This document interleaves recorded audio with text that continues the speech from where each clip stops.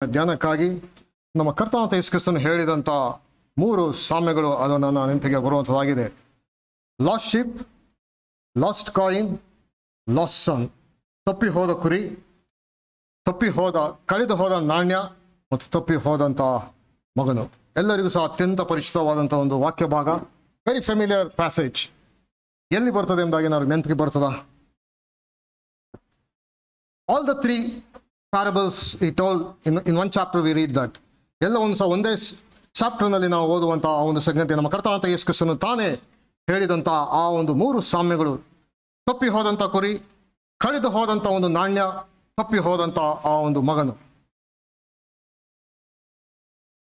So please turn with me to Luke's Gospel chapter 15. ಲೂಕನ ಬರೆದ ಸುವಾರ್ತೆ 15ನೇ ಅಧ್ಯಾಯಕ್ಕೆ ನಾವು ಗಮನ ಹರಿಸೋಣ.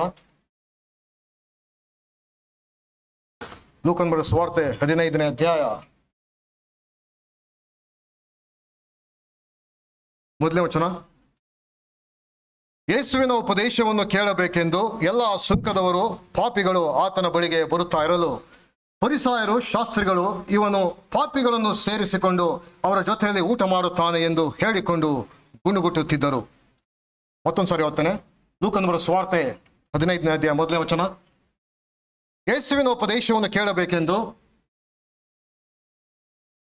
ಎಲ್ಲ ಸುಂಕದವರು ಪಾಪಿಗಳು ಆತನ ಬಳಿಗೆ ಬರುತ್ತಾ ಇರಲು ಫರಿಸಾಯರು ಶಾಸ್ತ್ರಿಗಳು ಇವನು ಪಾಪಿಗಳನ್ನು ಸೇರಿಸಿಕೊಂಡು ಅವರ ಜೊತೆಯಲ್ಲಿ ಊಟ ಮಾಡುತ್ತಾನೆ ಎಂದು ಹೇಳಿಕೊಂಡು ಗುಣಗುಟ್ಟುತ್ತಾ ಇದ್ದರು ಎಂಬುದಾಗಿ ಓದುವಂತರಾಗಿದ್ದೇವೆ. ನಾವು ಓದಿದಂಥ ಒಂದು ವಾಕ್ಯ ಭಾಗವನ್ನು ಕರ್ತನು ತಾನೇ ನಮಗೆ ಆಶೀರ್ವದಿಸಲಿ. There we see the audience. Who are the audience? ಅಲ್ಲಿ ಯೇಸು ಕ್ರಿಸ್ತನ ಸಂಬೋಧನೆ ಮಾಡ್ತಾ ಇರುವಂತಹ ಆ ಒಂದು ಗುಂಪಿನವರು ಯಾರು ಎಂಬುದಾಗಿ ಹೇಳಿದ್ರೆ, ನಂಬರ್ 1 ಯಾರು? ಟ್ಯಾಕ್ಸ್ ಕಲೆಕ್ಟರ್ಸ್ ಅಂಡ್ ಸಿನ್ನರ್ಸ್ ಒಂದು ಕಡೆಯಲ್ಲಿ, ಮತ್ತೊಂದರ ಕಡೆಯಲ್ಲಿ ಸೆಲ್ಫ್ ರೈಚಿಯಸ್ ಫ್ಯಾರಿಸೀಸ್, ಸ್ಕ್ರೈಬ್ಸ್, ಸ್ವನೀತಿಯ ಫರಿಸಾಯರು ಮತ್ತು ಶಾಸ್ತ್ರಿಗಳು. They are 2 types of groups. They were murmuring against Christ. ಯೇಸು ಕ್ರಿಸ್ತನ ನೀತಿರು ಪಾಪಿಗಳ ಜೊತೆಯಲ್ಲಿ ಸೇರಿಕೊಂಡು ಊಟ ಮಾಡುತ್ತಾನೆ ಎಂಬುದಾಗಿ ಅವರು ಮಾತನಾಡುತ್ತಾ ಇದ್ದಂಥ ಒಂದು ಸಂದರ್ಭ ಅದಾಗಿತ್ತು.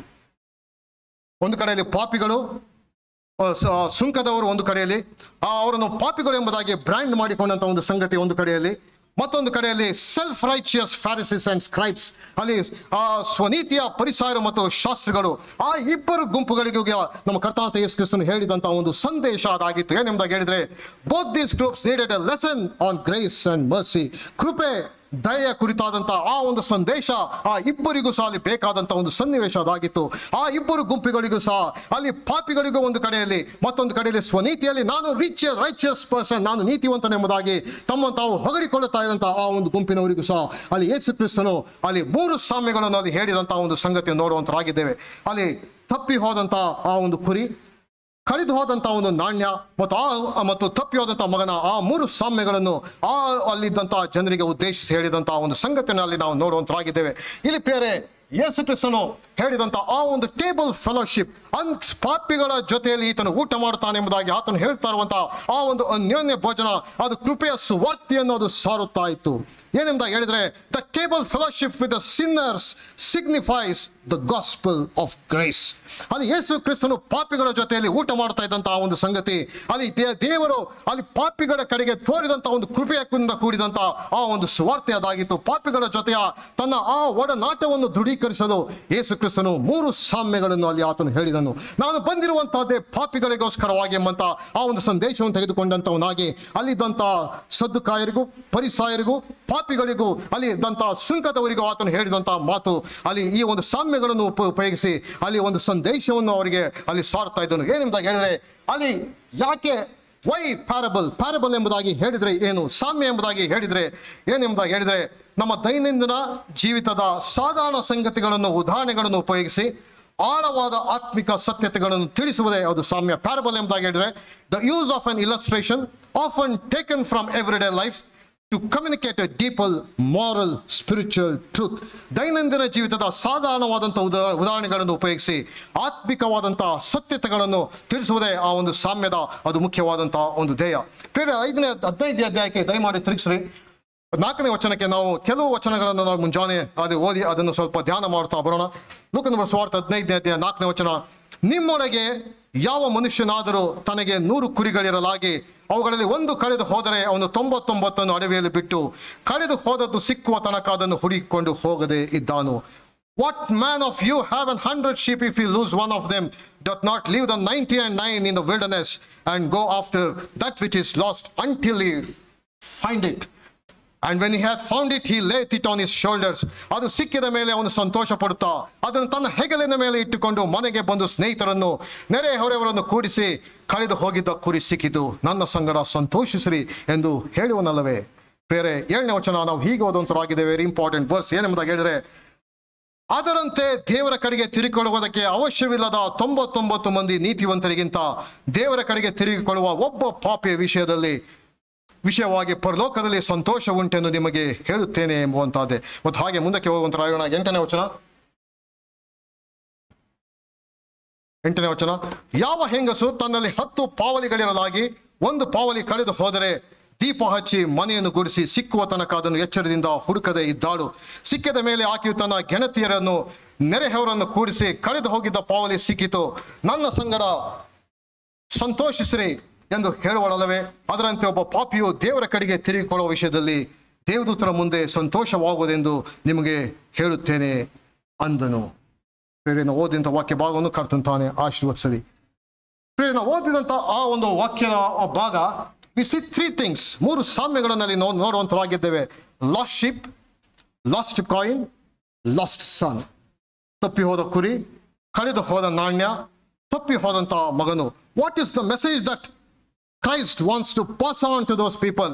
ಅಲ್ಲಿ ಇದ್ದಂಥ ಜನರಿಗೆ ಯಾವ ಸಂದೇಶವನ್ನು ಅಲ್ಲಿ ಯೇಸು ಕ್ರಿಸ್ತನು ತಿಳಿಸ್ತಾ ಇದ್ದಾನೆ ಎಂಬುದಾಗಿ ಹೇಳಿದ್ರೆ, ಇನ್ ಆಲ್ ದ 3 ಪ್ಯಾರಬಲ್ಸ್ ಓದಿದಂಥ ಒಂದು 3 ಪ್ಯಾಸೇಜ್ಗಳಲ್ಲೂ ಸಾಮ್ಯಗಳಲ್ಲೂ ಸಹ ನಂಬರ್ 1 ಏನು ನೋಡಿದೆ ಎಂಬುದಾಗಿ ಹೇಳಿದ್ರೆ, all represents different types of people. ಅಲ್ಲಿ 3 ಸಾಮ್ಯಗಳು ಸಹ ಸಮಾಜದಲ್ಲಿ ಲೋಕದಲ್ಲಿ ವಾಸ ಮಾಡುವಂಥ 3 ರೀತಿಯ ಜನರನ್ನು ಕುರಿತು ಅಲ್ಲಿ ಚಿತ್ರೀಕರಿಸುವಂತಹ ಸಂಗತಿಯನ್ನು ಅಲ್ಲಿ ನಾವು ನೋಡುವಂತರಾಗಿದ್ದೇವೆ. ಮಾತ್ರವಲ್ಲ, ಸೆಕೆಂಡ್ಲಿ ಆಲ್ ಆರ್ ಲಾಸ್ಟ್. ಎಲ್ಲರೂ ಸಹ ತಪ್ಪಿ ಹೋದಂತಹ ಒಂದು ಸ್ಥಿತಿಯನ್ನು ಆ 3 ಸಾಮ್ಯಗಳು ಅಲ್ಲಿ ತಿಳಿಸುವಂತದ್ದಾಗಿದೆ. ಮಾತ್ರವಲ್ಲ, ಆಲ್ ಆರ್ ವರ್ತ್ ಫೈಂಡಿಂಗ್. ಎಲ್ಲರೂ ಸಹ ಮೌಲ್ಯವುಳ್ಳಂಥವರು. ತಪ್ಪಿ ಹೋದಂಥ ಕುರಿ ಆಗಿರ್ಬೋದು, ತಪ್ಪಿ ಹೋದಂಥ ನಾಣ್ಯ ಅದಾಗಿರ್ಬೋದು, ತಪ್ಪಿ ಹೋದಂಥ ಮಗನು ಅದಾಗಿರ್ಬೋದು. All are last. ಎಲ್ಲರೂ ಸಹ ತಪ್ಪಿ ಹೋದಂಥ ಒಂದು ಸ್ಥಿತಿ. ಅದರಲ್ಲಿ ಸಹ 4ನೇದಾಗಿ ಆಲ್ ಆರ್ ವರ್ತ್ ಫೈಂಡಿಂಗ್. ಎಲ್ಲವೂ ಸಹ ಮೌಲ್ಯದಿಂದ ಕೂಡಿದಂಥದ್ದು, ದೇವರ ದೃಷ್ಟಿಯಲ್ಲಿ ಎಲ್ಲವೂ ಸಹ ಬೆಲೆ ಉಳ್ಳಂಥದ್ದು. ಮಾತ್ರವಲ್ಲ, all require different methods to reach. ಪ್ರತಿಯೊಂದು ಕಳೆದು ಹೋದಂತಹ ಸಂಗತಿಗೂ ಸಹ ತನ್ನದೇ ಆದಂತಹ ರೀತಿಯಲ್ಲಿ ಅದನ್ನು ತಲುಪುವುದಕ್ಕೆ ಅವಕಾಶವಿದೆ ಎಂಬುದಾಗಿ ತಿಳಿಸ್ತದೆ. ಮೊದಲನೇದಾಗಿ ಅಲ್ಲಿ ನೋಡುವಾಗ ತಪ್ಪಿ ಹೋದಂತ ಒಂದು ಕುರಿ, ಆ ತಪ್ಪಿ ಹೋದಂತ ಕುರಿ it knows it has last. ತಾನು ತನ್ನ ದಾರಿಯಿಂದ ತಪ್ಪಿ ಹೋಗಿದ್ದೇನೆ ಎಂಬುದಾಗಿ ಅದು ಗೊತ್ತುಂಟು, but it can't find the way back home. ಯಾಕೆಂದ್ರೆ ಕುರಿ ಎಂಬುದಾಗಿ ಹೇಳಿ ನಮ್ಗೆಲ್ಲರಿಗೂ ಸಹ ಚೆನ್ನಾಗಿ ಗೊತ್ತುಂಟು, ವೆರಿ ಹೆಲ್ಪ್ಲೆಸ್ ಸಿಚುವೇಶನ್. ಈಗ ಕುರಿ ಅದು ತಪ್ಪಿ ಹೋಗಿದೆ.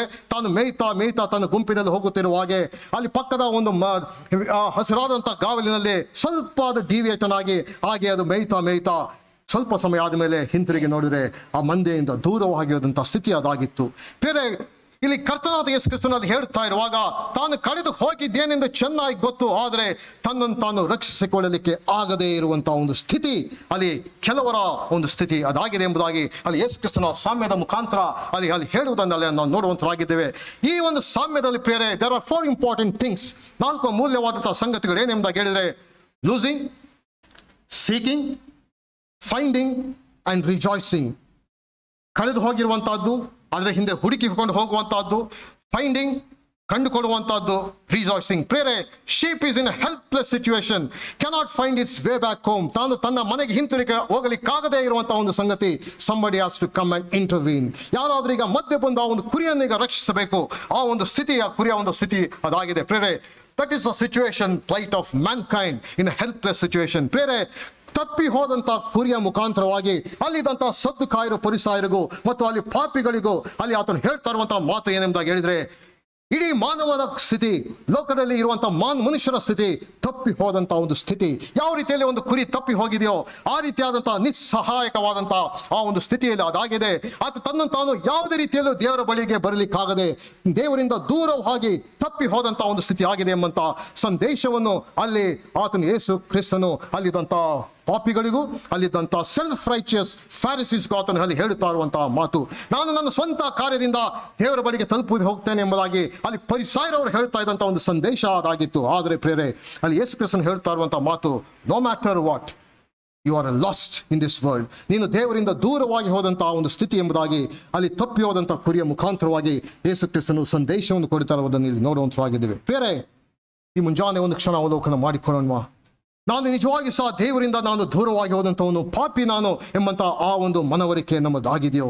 ಪ್ರಿಯರೇ, ಪೌಲನು ತನ್ನ ಒಂದು ಸುವಾರ್ತೆಗಳನ್ನು ಬರೆಯುವಂತಹ ರೋಮಾಪುರ ಪತ್ರಿಕೆಗೆ ಅಲ್ಲಿ ಆತನು ಸ್ಪಷ್ಟವಾಗಿ ಆತನು ಚಿತ್ರೀಕರಿಸುವುದನ್ನು ನೋಡುವಂತರಾಗಿದ್ದೇವೆ. Man has fallen from grace. ಆ ಒಂದು ಪದ ಪ್ರಯೋಗ ರಿಯಲಿ ವೆರಿ ಇಂಟ್ರೆಸ್ಟಿಂಗ್. ಅಲ್ಲಿ ದೇವರ ಕೃಪಾಶ್ರಯದಿಂದ ಮನುಷ್ಯನು ಬಿದ್ದು ಹೋದಂತಹ ಒಂದು ಸ್ಥಿತಿ, ಮನುಷ್ಯನ ಒಂದು ಸ್ಥಿತಿ ಅದಾಗಿದೆ ಎಂಬುದಾಗಿ ಪೌಲನು ತನ್ನ ರೋಮಾಪುರ ಪತ್ರಿಕೆಗೆ ಸಭೆಗೆ ಬರೆಯುವಾಗ ಆತನು ಅಲ್ಲಿ ಹೇಳುವುದನ್ನು ನೋಡುವಂತರಾಗಿದ್ದೇವೆ. How he has fallen from grace, ದೇವರ ಒಂದು ಕೃಪಾಶ್ರಯದಲ್ಲಿ ಹೇಗೆ ಮನುಷ್ಯನು ಬಿದ್ದು ಹೋಗಿದ್ದಾನೆ ಎಂಬುದಾಗಿ ಹೇಳಿದ್ರೆ, ಮ್ಯಾನ್, ಗಾಡ್ ಕ್ರಿಯೇಟೆಡ್ ಮ್ಯಾನ್, ದೇವರು ಮನುಷ್ಯನು ಉಂಟು ಮಾಡಿದಾಗ he was innocent, he was having a communion with God. ದೇವರ ಜೊತೆಯಲ್ಲಿ ಆತನು ಅನ್ಯೋನ್ಯತೆಯನ್ನು ಒಡನಾಟವನ್ನು ಹೊಂದಿದಂತನಾಗಿದ್ದನು. ಮಾತ್ರವಲ್ಲ, ಎರಡನೇದಾಗಿ he was created in the image of God. ದೇವರ ಒಂದು ಹೋಲಿಕೆಯಲ್ಲಿ ಆತನು ಉಂಟು ಮಾಡಲ್ಪಟ್ಟದವನಾಗಿದ್ದನು. ಮಾತ್ರವಲ್ಲ, he had that intimate fellowship with God. ದೇವರ ಜೊತೆಯಲ್ಲಿ ನಿಕಟವಾದಂತಹ ಸಂಬಂಧವನ್ನು ಹೊಂದಿದಂತವನಾಗಿದ್ದನು. ನಾನು ಕನ್ನಡದಲ್ಲಿ ನಾನು ಸ್ಲೈಡ್ ಹಾಕ್ತೇನೆ. ದೇವರ ಸೃಷ್ಟಿಯ ಒಂದು ಕಿರೀಟದ ಪ್ರಧಾನ ಆತನಾಗಿದ್ದನು. He was the crown of creation, that is the grace. ಪ್ರಾರಂಭದಲ್ಲಿ ಮನುಷ್ಯನನ್ನು ಉಂಟು ಮಾಡಿದಾಗಲೇ ದೇವರು ತನ್ನ ಕೃಪಾಸ್ತವನ್ನು, ಕೃಪಾ ಕಟಾಕ್ಷಕ್ಕೆ ಮನುಷ್ಯನು ಪಾತ್ರನಾಗಿದ್ದಾನೆ ಎಂಬಂತ ಅಂಶವನ್ನು ಅಲ್ಲಿ ದೇವರು ಮನುಷ್ಯನಿಗೆ ಅಲ್ಲಿ ತೋರಿಸಿದಂತ ಸಂಗತಿ ಅದಾಗಿತ್ತು. ಬೇರೆ ಆಲ್ ಕ್ರಿಯೇಷನ್, ಎಲ್ಲ ಸೃಷ್ಟಿ ಕಾರ್ಯಗಳನ್ನು ನೋಡುವಾಗ here is a man who is created very differently in a unique manner. ಅತ್ಯಂತ ವಿಭಿನ್ನವಾಗಿ ಎಲ್ಲ ಸೃಷ್ಟಿ ಕಾರ್ಯಗಳನ್ನು ಒಂದು ಕಡೆಯಲ್ಲಿ ನೋಡ್ರಿ, ಒಂದು ಕಡೆಯಲ್ಲಿ ಮನುಷ್ಯನನ್ನು ನೋಡ್ರಿ. ಅಲ್ಲೇ ದೇವರ ಒಂದು ಕೃಪಾ ಕಟಾಕ್ಷವನ್ನು ಮನುಷ್ಯನಲ್ಲಿ ಪ್ರಾರಂಭದಲ್ಲೇ ಸೃಷ್ಟಿ ಕಾರ್ಯದಲ್ಲೇ ಆ ಒಂದು ಕೃಪೆಯ ಕಟಾಕ್ಷವನ್ನು ಅಲ್ಲಿ ನಾವು ನೋಡುವಂತರಾಗಿದ್ದೇವೆ. He was crown of creation, ಸೃಷ್ಟಿಯ ಕಿರೀಟ ಪ್ರದನು ಮನುಷ್ಯನು ಆತನಾಗಿದ್ದನು. ಮಾತ್ರವಲ್ಲ, ಆತನ ಸಾರೂಪ್ಯದಲ್ಲಿ ಆತನು ಉಂಟು ಮಾಡಿದನು. ಮೂರನೇದಾಗಿ ಮನುಷ್ಯನಿಗೆ ದೊರೆತನವನ್ನು, he was dominion over all the creature, ಎಲ್ಲ ಸೃಷ್ಟಿ ಕಾರ್ಯದ ಮೇಲೆ ಸಾರ್ವಭೌಮತ್ವವನ್ನು ಮನುಷ್ಯನಿಗೆ ಆತನು ಕೊಟ್ಟಿದ್ದನು. ಆದರೆ ಪ್ರಿಯರೇ, ದೇವರು ಅಷ್ಟು ಮಾತ್ರವಲ್ಲ, he had a very fellowship with God, ದೇವರ ಜೊತೆಯಲ್ಲಿ ಅನ್ಯೋನ್ಯವಾಗಿದ್ದನು. A.W. ಟೋಸರ್ ಎಂಬುವಂಥವರು ಒಂದು ಅದ್ಭುತವಾದಂಥ ಒಂದು ತಮ್ಮ ಆರ್ಟಿಕಲ್ ಅಲ್ಲಿ ಬರೆಯುವಾಗ ಅವರು ಈ ರೀತಿಯಾಗಿ ಹೇಳಿದ್ದಾರೆ, when god created man, he was using man as A mirror. ದೇವರು ತನ್ನ ಮನುಷ್ಯನ ಉಂಟು ಮಾಡಿದ ಮೇಲೆ ಮನುಷ್ಯನ ಮುಖವನ್ನು ಕನ್ನಡಿಯಾಗಿ ದೇವರು ಉಪಯೋಗಿಸ್ತಾ ಇದ್ದ. ತನ್ನ ಮಹಿಮೆಯ ಪ್ರಭಾವವನ್ನು ಮನುಷ್ಯನ ಮುಖದಲ್ಲಿ, ಕನ್ನಡಿಯಾಗಿದ್ದಂಥ ಮನುಷ್ಯನ ಮುಖದಲ್ಲಿ ಅದನ್ನು ಕಂಡು ಆತನು ಮಹಿಮೆಯನ್ನು ಹೊಂದುತ್ತಾ ಇದ್ದ ಎಂಬುದಾಗಿ A.W. ಟೋಸರ್ ಅವರು ತಮ್ಮ ಒಂದು ಲೇಖನದಲ್ಲಿ ಅವರು ಬರೆದಿದ್ದಾರೆ. ಎಷ್ಟೋ ಸತ್ಯವಾದಂಥ ಮಾತು. He was created innocent, he was sinless at that time. What a Majestic it was, ಎಂಥ ಒಂದು ಅದ್ಭುತವಾದಂಥ ಚಿತ್ರಣದಾಗಿತ್ತು. ಬಟ್ ಆದರೆ there was only one commandment that God gave. ದೇವರು ಕೊಟ್ಟಂತ ಆ ಒಂದೇ ಒಂದು ಅಪ್ಪಣೆ, do not eat this fruit ಎಂಬಂತ ಒಂದು ಅಪ್ಪಣೆ ಅದಾಗಿತ್ತು. ಆದರೆ he became disobedient. ಆ ಒಂದು ಅವಿಧೇಯತೆಯಿಂದ ಪ್ರೇರೆ, he fell from grace, he went away from God. ದೇವರಿಗೆ he lost that communion, ಅನ್ಯೋನ್ಯತೆ.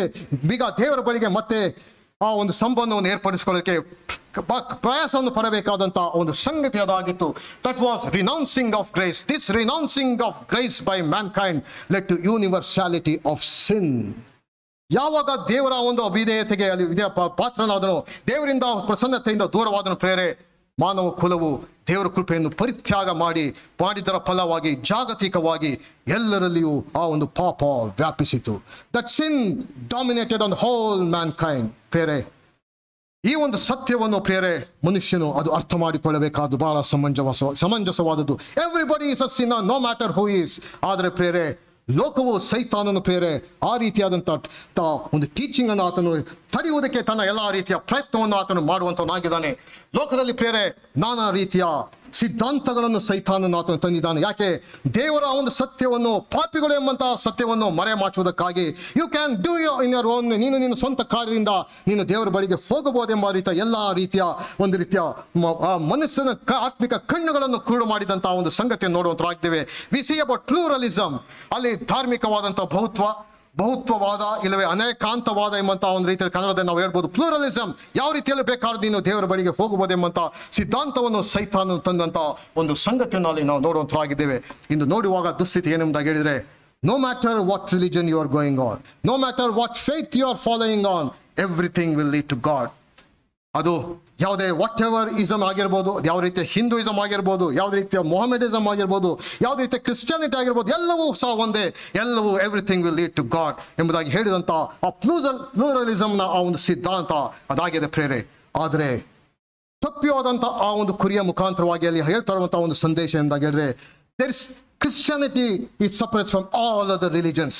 ಎಲ್ಲ ಧರ್ಮಗಳಿಗಿಂತಲೂ ವಿಭಿನ್ನವಾಗಿ ಹೇಳುವಂಥದ್ದು ಏನೆಂದಾಗ ಹೇಳಿದ್ರೆ, ದೇವರು ಮನುಷ್ಯನ ಬಳಿಗೆ ಆತನು ಇಳಿದು ಬಂದನು. ಮನುಷ್ಯನು ಪಾಪಿಯಾಗಿ ನಿಸ್ಸಹಾಯಕನಾದಂತಹ ಸ್ಥಿತಿ ಆತನದಾಗಿತ್ತು. He was in helpless situation. God came down to man. ಮನುಷ್ಯನ ಬಳಿಗೆ ನರಾವತರ ಎತ್ತಿ ಬಂದು ಆತನನ್ನು ಪಾಪದಿಂದ ಬಿಡುಗಡೆ ಮಾಡಲು ಆತನು ಬಂದನು ಎಂಬಂತ ಒಂದು ಸಂದೇಶ ಅದು ಕ್ರೈಸ್ತತ್ವದಾಗಿದೆ. ಆದರೆ ಹಾಗೆ ಎಂದಾಗ ಹೇಳಿದರೆ, ಕ್ರೈಸ್ತತ್ವಕ್ಕೆ ನಾವು ಮತಾಂತರ ಹೊಂದಿದರೆ ನಾವು ಪರಲೋಕಕ್ಕೆ ಹೊರಟು ಹೋಗಬಹುದೋ ಎಂಬಂತ ಆ ಒಂದು ಪ್ರಶ್ನೆಯೂ ಸಹ ಅಲ್ಲಿ ನಮಗೆ ಬರುವಂಥದ್ದಾಗಿದೆ. ಯಾಕಂದ್ರೆ there is Christian pluralism also. ಯಾಕಂದ್ರೆ ಕೆಲವರು ಈ ರೀತಿಯ ಸಿದ್ಧಾಂತವನ್ನು ಹೇಳುವಂತರಾಗಿದ್ದಾರೆ, no matter which church you go you will go to heaven. That is also rubbish. ಅದು ಸಹ ತಪ್ಪಾದಂಥ ಒಂದು ಸಿದ್ಧಾಂತ. ಯಾಕೆಂಬುದಾಗಿ ಹೇಳಿದ್ರೆ ಪ್ರೇರೆ, ಕ್ರೈಸ್ತತ್ವ ಎಂಬುದಾಗಿ ಹೇಳಿ ಸಹ ಅನೇಕ ರೀತಿಯ ಡಿನಾಮಿನೇಷನ್ಸ್ ಅಲ್ಲಿ ನಾವು ನೋಡುವಂತರಾಗಿದ್ದೇವೆ. ಅಲ್ಲಿ ನಾವು Jehovah witness, Mormonism, Methodist, Presbyterian, Roman Catholic, Orthodox ಈ ರೀತಿಯಾದಂಥ ದೊಡ್ಡದಾದಂಥ ಗುಂಪುಗಳನ್ನೇ ನೋಡುವಂತರಾಗಿದ್ದೇವೆ. ಅಲ್ಲೂ ಸಹ ಸತ್ಯವಾದಂಥ ಬೋಧನೆ ಎಲ್ಲ ಕಡೆಯೂ ಸಿಕ್ಕುವುದಿಲ್ಲ. ಯಾಕೆಂಬುದಾಗಿ ಹೇಳಿದ್ರೆ, ಜೋವಾ ವಿಟ್ನೆಸ್ಗೆ ಹೋದರೆ ಅಲ್ಲಿ ಹೇಳುವಂತರಾಗಿದ್ದಾರೆ, there is nothing called heaven and earth. ಅಯ್ಯೋ, ಆ ರೀತಿಯಾದಂಥ ನರಕ ಎನ್ನುವಂಥದ್ದಿಲ್ಲ. ದೇವರು ಕರುಣಾಮಯಿ, ದಯವುಳ್ಳಂಥ ದೇವರು, ಯಾರನ್ನು ನರಕಕ್ಕೆ ಆತನು ಕಳಿಸುವುದಿಲ್ಲ. ಆದರೆ ನೀವು ಆ ರೀತಿಯಾದಂಥ ತಪ್ಪಾದಂಥ ಮನೋಭಾವವನ್ನು ಬೆಳೆಸ್ಕೊಳ್ಬೇಡ್ರಿ ಎಂಬುದಾಗಿ. ರೋಮನ್ ಕ್ಯಾಥಲಿಕ್ಗೆ ಹೋದರೆ ಅವರು ತಮ್ಮದೇ ಆದಂಥ ಸಿದ್ಧಾಂತವನ್ನು ಅವರು ಇಡುವಂಥವರಾಗಿದ್ದಾರೆ. There is division of grace. ಅಲ್ಲಿ ಕೃಪೆಯನ್ನು ನಮ್ಮ ಮುಖಾಂತರವಾಗಿ ನಿಮಗೆ ದೇವರು ಹಂಚುವಂತನಾಗಿದೆ ಮತ್ತು ಅವರ ಸಿದ್ಧಾಂತವನ್ನು ಅವರು ತರುವಂಥವರಾಗಿದ್ದಾರೆ. ಪ್ರಿಯರೇ, ಈ ಮುಂಜಾನೆ ಒಂದು ಕ್ಷಣ ಅವಲೋಕನ ಮಾಡಿಕೊಳ್ಳೋಣ. God came down to mankind. That is the good news that God is giving. ಪ್ರೇರೆ, ದೇವರು ತಾನೇ ನರಾವತರ ಎತ್ತಿ ಮನುಷ್ಯನ ಬಳಿಗೆ ಆತನು ಬಂದಂತ ಒಂದು ಸಂಗತಿಯನ್ನು ನಮಗೆ ದೇವರ ವಾಕ್ಯ ತಿಳಿಸುವಂತದ್ದಾಗಿದೆ. ಆ ಒಂದು ಸತ್ಯದ ಕಡೆಗೆ ನಾವು ಹೋಗುವಂತ. ಯಾಕೆಂಬುದಾಗಿ ಹೇಳಿದ್ರೆ, ಪ್ಲೂರಲಿಸಮ್ ಎಂಬುದಾಗಿ ಹೇಳಿದ್ರೆ ಇಟ್ ಇಸ್ ಇಲ್ಲಾಜಿಕಲ್. ಅದು ಯಾವುದೇ ರೀತಿಯ ತರ್ಕಬದ್ಧವಲ್ಲವಾದಂಥ ಒಂದು ಸಂಗತಿ. ಯಾಕೆಂದಾಗ ಹೇಳಿದ್ರೆ, ಒಂದೊಂದು ಧರ್ಮದಲ್ಲಿ ಸಹ ಒಂದೊಂದು ರೀತಿಯ ಸಂಗತಿ ಅದು ತಿಳಿಸ್ತಾ ಇದೆ.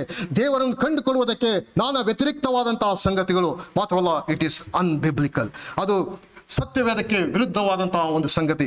ಪ್ರೇರೆ, ಆದ್ದರಿಂದಲೇ ಆದಿ ಸಭೆಯಲ್ಲಿ ಅಲ್ಲಿ ಅಪೊಸ್ತಲರು ಸ್ವಾರ್ಥೆಯನ್ನು ತೆಗೆದುಕೊಂಡು ಹೋದಂತಹ ಸಮಯದಲ್ಲಿ there was opposition to them.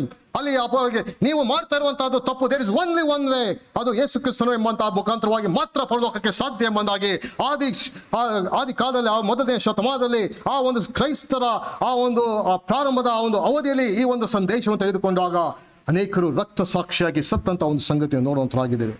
ಅಪೊಸ್ತಲರ ಕೃತ್ಯ 4ನೇ ಅಧ್ಯಾಯ 12ನೇ ವಚನ. ಪ್ರೇರೆ, ಬರಬೇಕಾದಂತಹ ರಕ್ಷಣೆಯು ಇನ್ನಾರಲ್ಲಿಯೂ ಸಿಕ್ಕುವುದಿಲ್ಲ, ಆ ಹೆಸರಿಂದಲೇ ಹೊರತು ಆಕಾಶದ ಕೆಳಗೆ ಮನುಷ್ಯರೊಳಗೆ ಬೇರೆ ಯಾವ ಹೆಸರಿಂದಲೂ ನಿಮಗೆ ರಕ್ಷಣೆ ಆಗುವುದಿಲ್ಲ ಎಂಬುದಾಗಿ ಅದು ತಿಳಿಸುವಂತಾಗಿದೆ.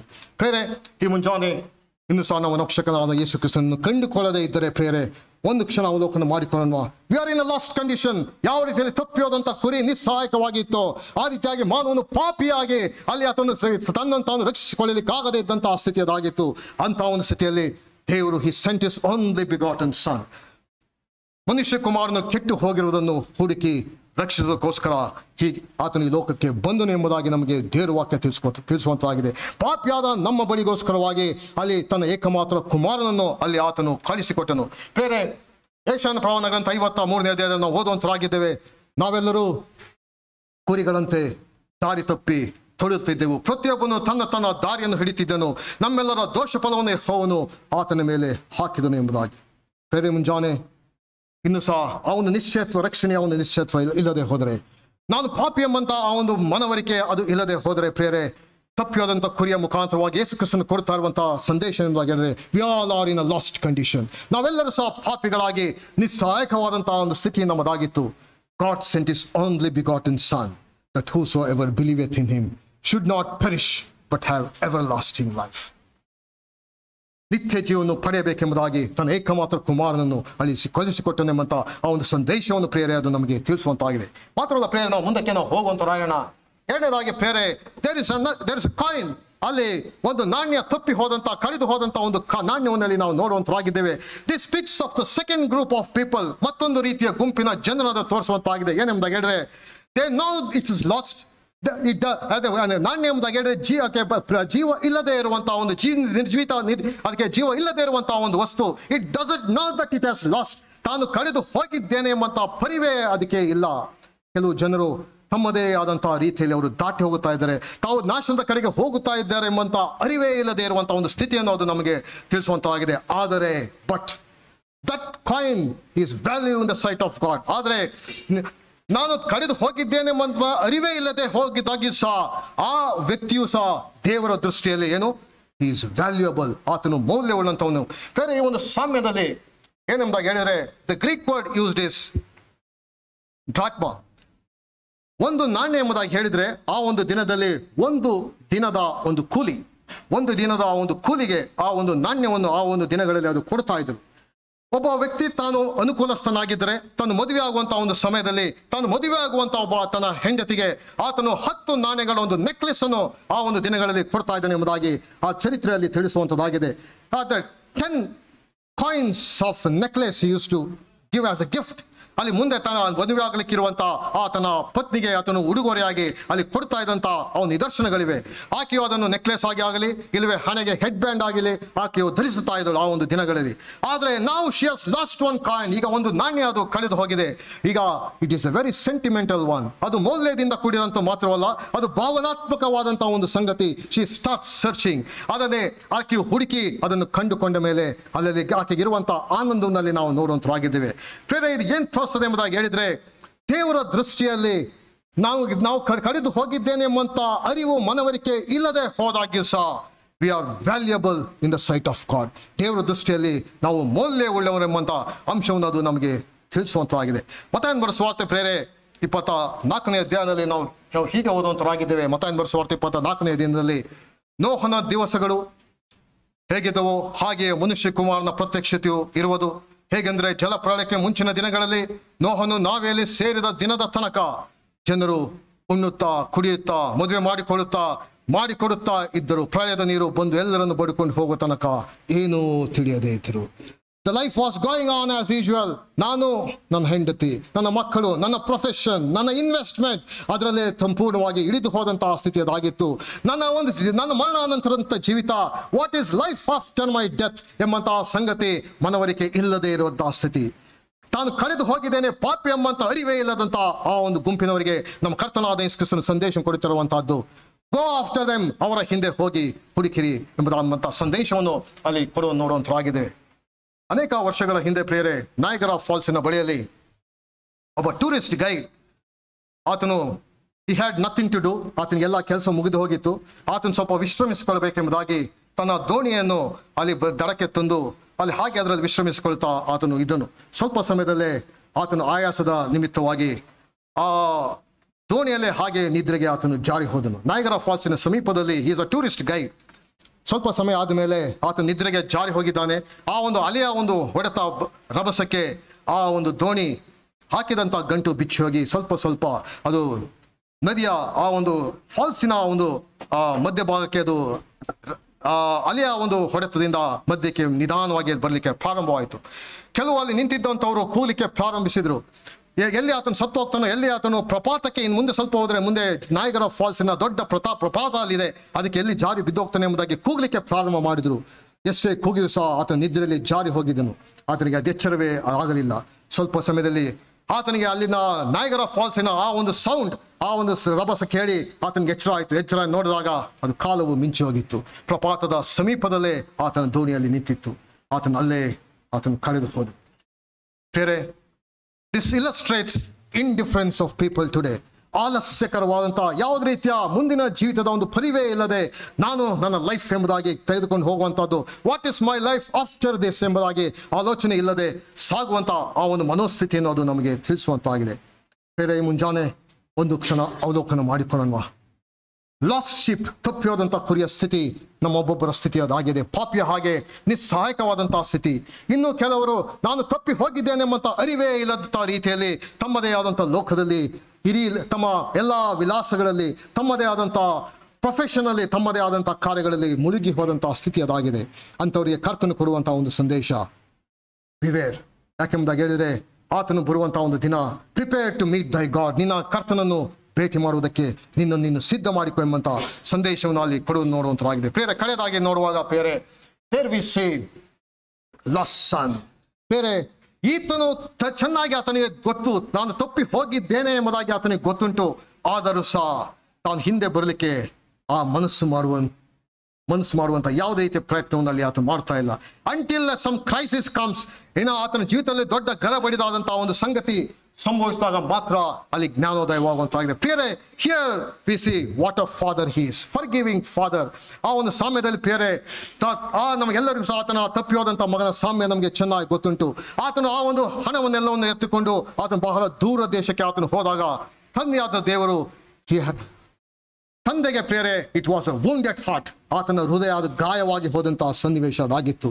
ಪ್ರತಿನಿತ್ಯ he was waiting for him, ಪ್ರತಿನಿತ್ಯ ಬರ್ಬೋದು, ಇವತ್ತು ಬರ್ಬೋದು, ನಾಳೆ ಬರ್ಬೋದು ಎಂಬುದಾಗಿ ಆತನು ಕಾಯ್ತಾ ಇದ್ದನು. ಮಾತ್ರವಲ್ಲ ಪ್ರಿಯರೇ, he was wondered about him continually. ಈ ದಿನ ಆತನು ಏನ್ ಮಾಡ್ದ, ಪ್ರಾಯಶಃ ಏನ್ ಮಾಡಿದಾನೆ ಎಂಬುದಾಗಿ ಪ್ರತಿನಿತ್ಯ ತನ್ನ ಮಗನ ಕುರಿತಾಗಿ ಚಿಂತೆ ಹೇಳುವನಾಗಿದ್ದನು. ಮಾತ್ರವಲ್ಲ ಪ್ರತಿನಿತ್ಯ ಇವ ಕೆಪ್ಟ್ ಆನ್ ವಾಚಿಂಗ್ ಹಿಮ್, ಈ ದಿನ ಬರ್ಬೋದು ಎಂಬುದಾಗಿ ಆತನು ಕಾಯುತ್ತಾ ಇದ್ದನು. ಆದರೆ ಪ್ರಿಯರೇ, ಮಗನ ಕುರಿತಾಗಿ ನಾವು ನೋಡುವಾಗ he was not satisfied with father's house. ತಂದೆಯ ಮನೆಯಲ್ಲಿ ಎವ್ರಿಥಿಂಗ್ ವಾಸ್ ದೇರ್, ತಂದೆ ಮನೆಯಲ್ಲಿ ಇಂಥದ್ದು ಇಲ್ಲ ಎಂಬುದಾಗಿಲ್ಲ. ಆದರೆ ಪ್ರಿಯರೇ, he thought there is something very pleasurable outside house. ನನ್ನ ಮನೆಯಲ್ಲ ಹೊರಗಡೆ ಇನ್ನೂ ಸಹ ಉತ್ತಮವಾದದ್ದು, ಆನಂದ ಭರಿತವಾದಂಥದ್ದು ಇದೆ ಎಂಬುದಾಗಿ ಆತನು ಅಪೇಕ್ಷಿಸಿದ. ಆತನು his desire, ಆತನು ನಾನು ಪ್ರಾಯಶಃ ನನ್ನ ತಂದೆ ಮನೆಯಿಂದ ಹೊರಗಡೆ ಹೋದರೆ ಇನ್ನೂ ರೀತಿಯ ಎಲ್ಲ ರೀತಿಯ ಸುಖ ಭೋಗಗಳು ನನಗೆ ಸಿಗ್ತದೆ ಎಂಬುದಾಗಿ ಹೇಳಿದ. ಅದು ಆತನನ್ನು ಡಿಸೆಪ್ಷನ್ಗೆ, ಅದು ವಂಚನೆಗೆ ಅದು ನಡೆಸಿತ್ತು. ಯಾಕೆಂಬುದಾಗಿ ಹೇಳಿದ್ರೆ, already we have seen book of Ecclesiastes, ನಾವು ಪ್ರಸಂಗಿಗಳ ಪುಸ್ತಕದಲ್ಲಿ ಸೊಲೊಮೋನನು ಹಿ ವೆಂಟ್ ಆಫ್ಟರ್ ಪ್ಲೆಷರ್. ಆತನು ಸೊಲೊಮೋನನು ತನ್ನ ಕಣ್ಣಿಗೆ ಕಾಣಬೇಕಾದದ್ದೆಲ್ಲವನ್ನು ಅನುಭವಿಸಿದ. ಆತನ at the end of the day ಆತನು ಹೇಳಿದಂಥ ಮಾತೇನು, ವ್ಯಾನಿಟಿ ಇಸ್ ವ್ಯಾನಿಟಿ, ಎಲ್ಲವೂ ಸಹ ವ್ಯರ್ಥವೇ ಎಂಬುದಾಗಿ ಆತನು ಹೇಳಿದಂಥದ್ದು. No matter what pleasure that world gives, ಪ್ರೇರೆ, ಅದು ನಮ್ಮನ್ನು ಆ ರೀತಿಯಾದಂಥ ಸಂತೃಪ್ತಿಗೆ ಅದು ನಡೆಸಲಾರದು. ಪ್ರೇರೆ, ಅಲ್ಲಿ ಮಾತ್ರವಲ್ಲ, ಆತನ ಕುರಿತಾಗಿ ನೋಡುವಾಗ ಡಿಪಾರ್ಚರ್, ತಂದೆ ಮನೆಯಿಂದ ದೂರವಾದನು. ಹಿ ಟೇಸ್ಟೆಡ್ ಸಿನ್, ಅಲ್ಲಿ ಪಾಪದ ಒಂದು ರುಚಿಯನ್ನು ಅಲ್ಲಿ ನೋಡಿದ. ಅಲ್ಲಿ ಆತನ ಒಂದು ಭ್ರಮೆ ಏನಾಗಿತ್ತು ಎಂಬುದಾಗಿ ಹೇಳಿದ, ನನ್ನ ಎಲ್ಲ ರೀತಿಯ ಆನಂದ ನನಗೆ ಸಿಗ್ತದೆ ಎಂಬುದಾಗಿ ಹೇಳಿದ. ಆದರೆ ಕಡೆಯಲ್ಲಿ ಆತನ ಹತಾಶೆಗೆ ಆತನು ಒಳಗೋದ. ಪ್ರೇರೆ, ಎಲ್ಲವನ್ನು ಕಳಕೊಂಡವನಾಗಿ ಹಂದಿಗಳು ಇರುವಂತಹ ಒಂದು ಸ್ಥಳಕ್ಕೆ ಅಲ್ಲಿ ಆತನು ಹೋಗಬೇಕಾಗಿ ಬಂದಂಥ ಸ್ಥಿತಿಯಲ್ಲಿ ನೋಡುವಂತರಾಗಿದ್ದೆವು. ಪ್ರೇರೆ, ಎಂಥ ರೀತಿಯಾದ ಘೋರ ಪಾಪವೇ ಅದಾಗಿರಬಹುದು. When we come back to Christ, ಅಲ್ಲಿ ಆತನ ಕುರಿತಾಗಿ ನೋಡುವಂತರಾಗಿದ್ದೇವೆ. What God of us repented prodigals, ತಪ್ಪಿ ಹೋದಂತಹ ಒಬ್ಬ ಮಗನು ಯಾವ ರೀತಿಯಲ್ಲಿ ಪಶ್ಚಾತ್ತಾಪ ಪಟ್ಟು ಹಿಂದಕ್ಕೆ ಬರಲು ಆತನು ಮನಸ್ಸು ಮಾಡ್ತಾನೆ. ಪ್ರೇರೆ, ಆಗ there is forgiveness from god.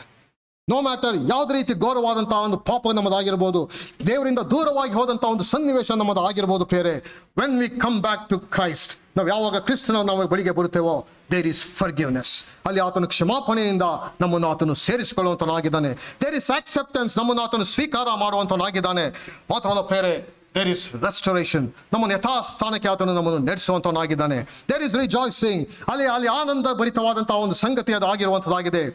ಕರ್ತನ ಬಳಿಗೆ ಹಿಂತಿರುಗಿ ಬರುವಂತಹದ್ದು, it speaks of communion with him, ಆತನ ಜೊತೆಯಲ್ಲಿ ಮತ್ತೆ ಸಂಬಂಧವನ್ನು ಏರ್ಪಡಿಸಿಕೊಳ್ಳುವುದನ್ನು ಅದು ತೋರಿಸುವಂತಾಗಿದೆ. ಪ್ರೇರೆ, ಈ ಮುಂಜಾನೆ ಕ್ರಿಸ್ತನ ಒಂದು ಅನ್ಯೋನ್ಯತೆಯಿಂದ ನಾವು ದೂರವಾಗಿದ್ದೆ ಹೋದರೆ ಪ್ರಿಯರೇ, ಒಂದು ಕ್ಷಣ ಅವಲೋಕನ ಮಾಡಿಕೊಳ್ಳೋಣ. Come back to his fold, ಆತನ ಒಂದು ಗುಂಪಿಗೆ ಮತ್ತೆ ಬನ್ರಿ. He will restore you. ಮೊದಲಿದ್ದಂಥ ಆ ಒಂದು ಆನಂದವನ್ನು ಆತನು ನಮಗೆ ಕೊಡುವಂತನಾಗಿದ್ದಾನೆ. ವಿ ಹ್ಯಾವ್ ಸೀನ್ 3 ಪ್ಯಾರಬಲ್ಸ್, 3 ಸಾಮ್ಯಗಳನ್ನು ನಾವು ನೋಡ್ತಾ ಬಂದಿದ್ದೇವೆ. ತಪ್ಪಿ ಹೋದಂಥ ಕುರಿ ಪ್ರೇರೆ, ತನ್ನನ್ನು ತಾನು ರಕ್ಷಿಸಿಕೊಳ್ಳಲಿಕ್ಕಾಗದಂಥ ಒಂದು ಸ್ಥಿತಿ, ಆ ಒಂದು ಸ್ಥಿತಿಯಲ್ಲಿ ನಾವು ಪಾಪಿಗಳಂತ ನಾವು ಸ್ಥಿತಿ ನಮ್ಮದಾಗಿತ್ತು. ತಪ್ಪಿ ಹೋದಂಥ ಒಂದು ನಾಣ್ಯ, ತಾನು ತಪ್ಪಿ ಹೋಗಿದ್ದೇನೆ ಎಂಬ ಅರಿವೇ ಇಲ್ಲದಂಥ ರೀತಿಯಲ್ಲಿ ಅದು ತಪ್ಪಿ ಹೋಗಿತ್ತು. ಆದರೆ ಅಂಥವರ ಬಳಿಗೆ ಹೋಗಿ ಆ ಒಂದು ಸತ್ಯವನ್ನು ತಿಳಿಸಿರಿ ಎಂಬಂತಹ ಒಂದು ಸಂದೇಶ ನಮ್ಮ ಕರ್ತನು ನಮಗೆ ಕೊಡುವಂತನಾಗಿದ್ದಾನೆ. ಕಡೆಯದಾಗಿ ಪ್ರೇರೆ, ಕೆಲವು ಮಾತುಗಳನ್ನು ಹೇಳಿ ನನ್ನ ಮಾತನ್ನು ನಾನು ನಿಲ್ಲಿಸ್ತೇನೆ. ಟುಲಿಪ್ ಹೂಗಳು ಪ್ರಾಯಶಃ ಕೆನಡಾ ದೇಶಕ್ಕೆ ಹೋದರೆ, ಸ್ಪ್ರಿಂಗ್ ಟೈಮ್ನಲ್ಲಿ ಕೆನಡಾ ದೇಶಕ್ಕೆ ಹೋದರೆ, ಕೆನಡಾ ಕ್ಯಾಪಿಟಲ್ ಒಟಾವಾಕ್ಕೆ ಹೋದರೆ, wherever U C it is full of tulip flowers. ಎಲ್ಲಿ ಯಾವ ಸ್ಥಳದಲ್ಲಿ ಒಟಾವಾ ಒಂದು ಕ್ಯಾಪಿಟಲ್ ಸಿಟಿಗೆ ಹೋದ್ರು ಸಹ ಅಲ್ಲಿ ಎಲ್ಲೆಲ್ಲಿ ನೋಡಿದ್ರು ಸಹ ಬರೀ ಟುಲಿಪ್ ಹೂಗಳೇ ಅಲ್ಲಿ ನಾವು ಕಾಣುವಂತರಾಗಿದ್ದೇವೆ.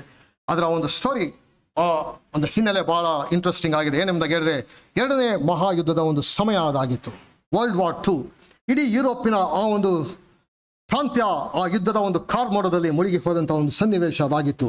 ಆ ಒಂದು ಸಮಯದಲ್ಲಿ ನೆದರ್ಲ್ಯಾಂಡ್ಸ್ ಅಪಾಯದ ಒಂದು ಅಂಚಿನಲ್ಲಿತ್ತು. Germany it was on the pick.